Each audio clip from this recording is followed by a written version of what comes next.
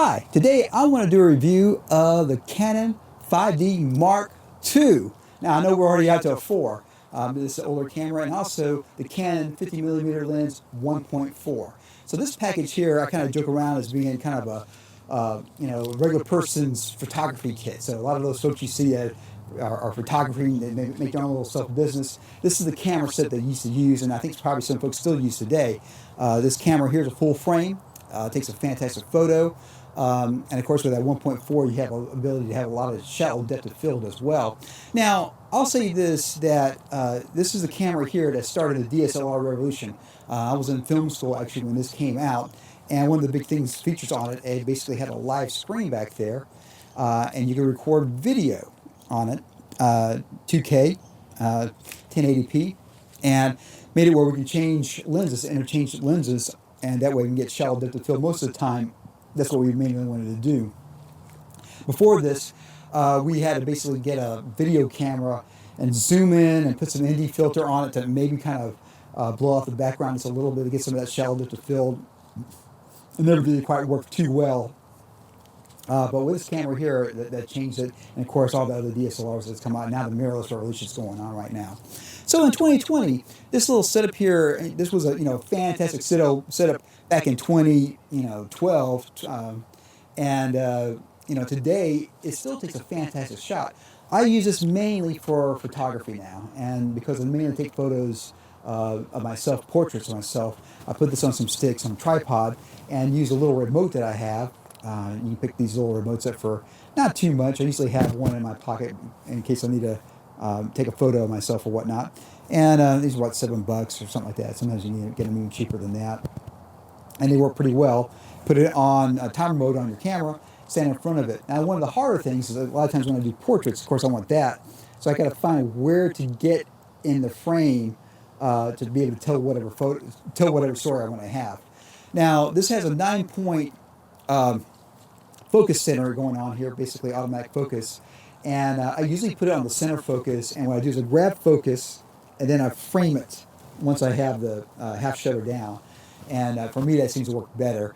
I kind of go back and forth when I take self-portraits of myself. Sometimes I leave it on that 1, sometimes I put it on the 9. Every once in a while it doesn't predict what I want correctly. That's why you take multiple photos, and happily today with cards and whatnot, they're not too expensive. And this one actually, I'll show this as well. This actually uses a compact flash medium, but you can get this little adapter here to put in an SD card. So basically you can put a little SD card in there, and that makes it a little bit more economical. And since I'm not shooting video, it's not that big of a deal. You put a fast enough SD card in there, you can definitely shoot some video, but I would definitely use it more for photography.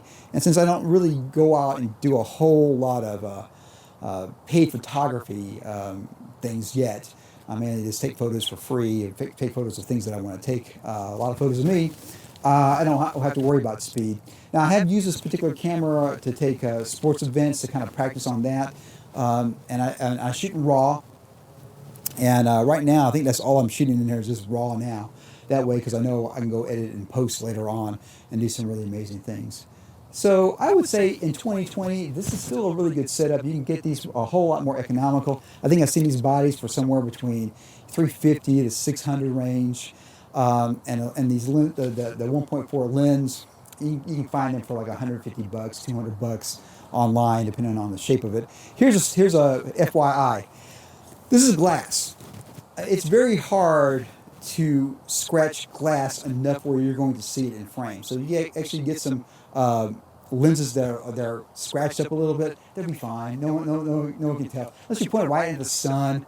How many times are you actually going to do that anyways? Most of the time you're not. So you can get some really quality glass, a little bit more economical if you understand how lenses work and whatnot like that. So I'm not afraid to buy glass that's it might be scratched up. Now, if there's some fungus in it, or haze in it, that's a little harder to especially if it gets like, €40 glass, Nikon glass, or something like that.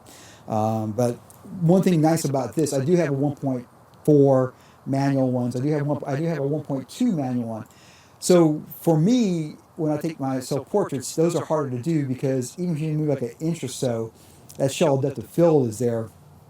it's gonna get out of focus. So it's really tough for me to take a really good photo with those particular lenses. This here, since it actually has automatic focus, put on some sticks, use my little remote, and then bam, I'm ready to go.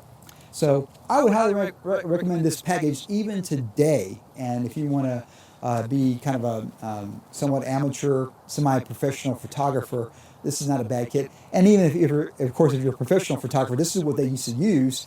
You can still get by with basically anything you want to shoot: a wedding, proms, school portraits, sports events with this kit right here.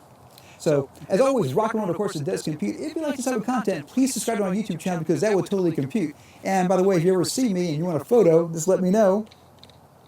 Be very happy to take a photo for you. Compute it.